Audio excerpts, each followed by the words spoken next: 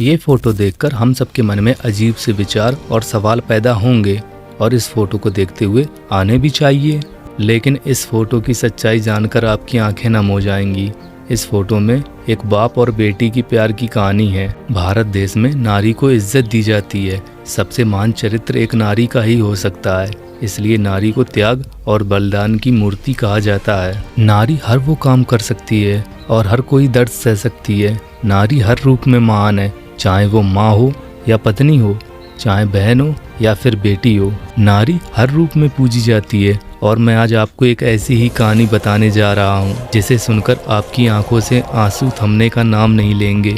लेकिन जब हम अतीत में झांक कर देखते हैं तो ऐसी बहुत सी घटनाएं सामने आती हैं जो बहुत ही रहस्यमयी तरीके से घटित होती हैं। और जब बात प्राचीन रोम की हो तो ऐसी रहस्यमयी चीज़ों का सामने आना कोई बहुत बड़ी बात नहीं है, क्योंकि प्राचीन रोम ऐसी बहुत सी घटनाएं अपने अंदर बंद किए हुए है। उन्हीं में से एक घटना ये अजीबोगरीब पेंटिंग है जो वर्ल्ड की सबसे महंगी तस्वीरों में से एक है और ये महंगी होने के साथ साथ बहुत प्राचीन भी है। यह पेंटिंग यूरोप के एक पेंटर मुरिलो ने बनाया था। इस पेंटिंग को नाम दिया गया है रोमन चैरिटी, जिसका हिंदी में मतलब होता है रोमन सम्मान, रोमन चैरिटी। यह एक रोमन महिला पैरूक कहानी है जो अपने बूढ़े पिता साइमन को गुप्त तरीके से स्तनपान कराती थी। यूरोप के एक देश में एक बूढ़े आदमी को भूखे मरने की सजा मिली थी।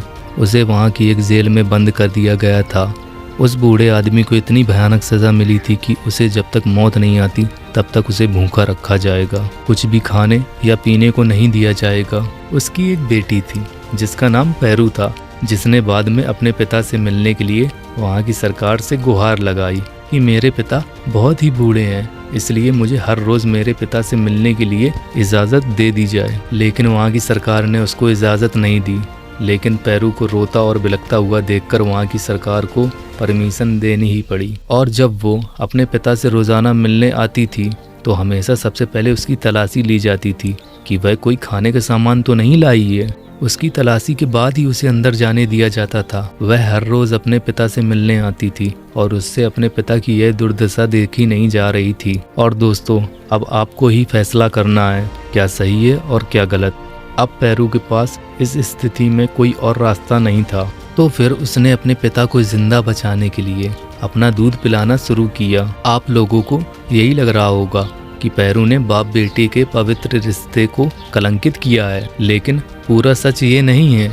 हर दिन पैरू अपने पिता से मिलने आती थी और अपना दूध पिलाकर चली जाती थी, लेकिन बेबस साइमन के पास कोई और रास्ता नहीं था। वह जिंदा रहने के लिए चुपचाप अपने बेटी का दूध पीता रहा। लेकिन फिर कई दिन बीत गए और वहाँ की सरकार ने उस जेल के जेलर को ऑर्डर दिया कि अब तो बहुत दिन गुजर गए हैं, अब तो साइमन मर ही गया होगा, तुम उसे जाकर देखो। तो फिर एक दिन जेलर साइमन को देखने गया तो जेलर ये सबको देखकर चौंक गया कि साइमन मरना तो दूर, वह बिल्कुल भी कमजोर नहीं हुआ था। साइमन बिल्कुल ठीक ठाक था। अब उसका शक सीधे उसकी बेटी पैरू पर गया। उसके मन में यह शक पैदा हुआ कि जरूर उसकी बेटी कुछ ना कुछ छुपाकर साइमन के लिए खाना लाती होगी और अपने बाप को खाना खिलाती है। अब जेलर के मन में एक प्लान आया। उसने जेल की दीवार में एक छोटा सा छेद करवाया ताकि वो देख सके कि साइमन को पैरू क्या खिलाती है। और जैसे ही पैरू साइमन से मिलने आई और जेलर सब कुछ छुपकर देख रहा था, अब जैसे ही वो अपने बाप के पास पहुंची, जेलर ये सब कुछ देखकर दंग रह गया। उसके होश उड़ गए। वो देखता है कि पैरू उसके लिए कुछ खाने को नहीं लाती है, बल्कि खुद ही अपने स्तन से दूध अपने पिता को पिलाती है। लेकिन बेबस साइमन के पास कोई और रास्ता नहीं था। वो जिंदा रहने के लिए चुपचाप अपने बेटी का दूध पीता रहा और वहीं जेलर ये सब कुछ देख रहा था। जेलर ने सब कुछ देखा और दोनों को रंगे हाथों पकड़ लिया और पैरू को भी साइमन के साथ जेल में बंद कर दिया। इस बात को सभी जगह फैलने में ज़्यादा देर नहीं लगी। जैसे ही वहाँ की सरकार तक ये खबर पहुँची तो वहाँ की सरकार ने उन दोनों को सभा में पेश होने को कहा। हर तरफ लोग बस यही कह रहे थे कि इस लड़की ने बाप बेटी के पवित्र रिश्ते को कलंकित किया है, इसके लिए इन दोनों को कड़ी से कड़ी सजा देनी चाहिए। लेकिन वहाँ कुछ लोग ऐसी भी थे जिन्हें यह घटना एक सकारात्मक दिशा की ओर ले जा रही थी।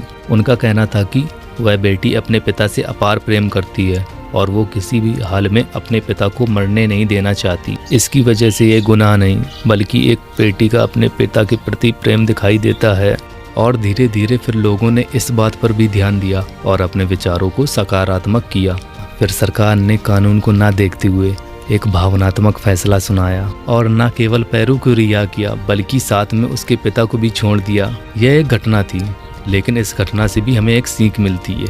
यकीन मानिए, अगर किसी भी काम को सही भावना से किया जाए तो चाहे वह समाज की नज़रों में सही ना हो, लेकिन महान ज़रूर कहा जा सकता है। यह घटना भी कुछ ऐसा ही दर्शाती है। और मैं अंत में नारी के लिए 2 शब्द कहूँगा, नारी तू महान है, नारी तू महान है।